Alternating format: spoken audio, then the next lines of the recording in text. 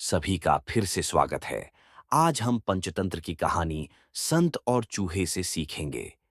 गोपालपुर नामक गांव में एक संत रहते थे जो अत्यंत विद्वान थे।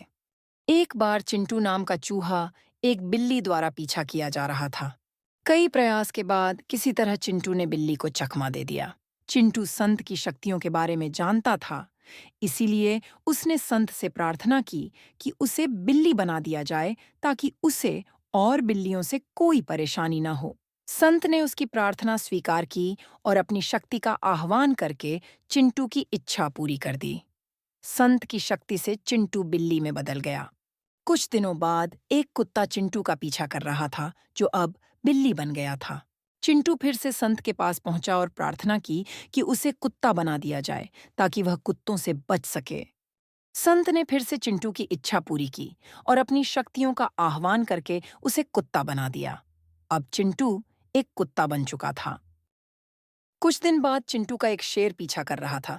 चिंटू जान बचाने के लिए भाग रहा था। चिंटू ने फिर से संत की शरण ली और उनसे प्रार्थना की कि उसे शेर बना दिया जाए ताकि शेरों से उसे अब और कोई परेशानी न हो।